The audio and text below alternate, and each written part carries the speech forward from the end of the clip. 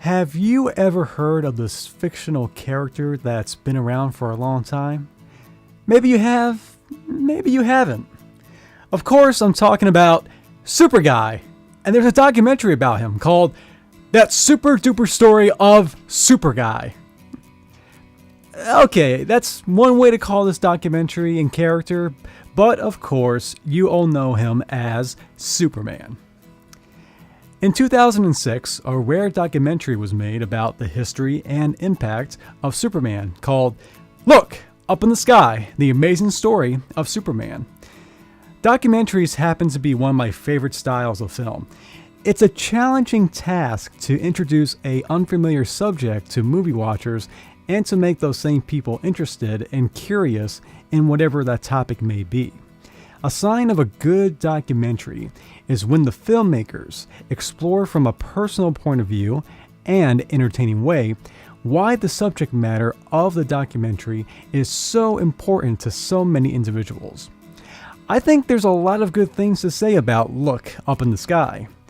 I think it's a great introduction for anyone that's a stranger to Superman and Superman's universal appeal.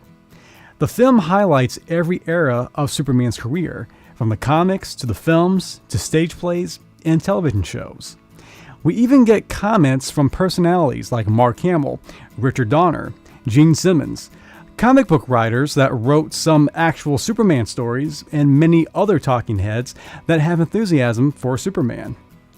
We get great moments in the film, like when Mark Hamill describes every super pet that Superman had ever had in the comic books, like Krypto, the super dog, and Comet, the super horse, and Slippy, the super frog.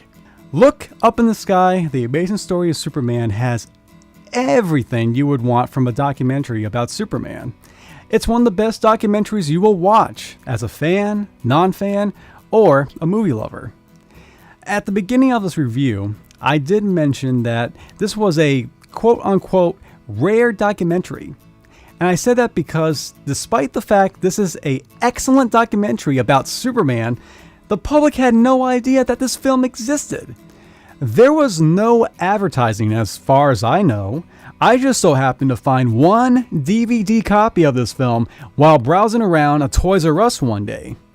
It's surprising how there was no effort to let people know about this film. I mean, why do this? The more you think about the reasons why this film was made in the first place, it just makes this documentary more of a curiosity. But nowadays, it's so easy to get your own copy of this film with a click of a mouse.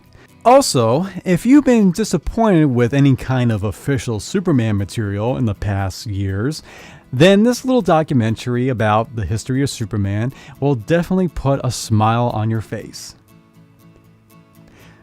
Also, let me warn you that this film talks a lot about Superman Returns.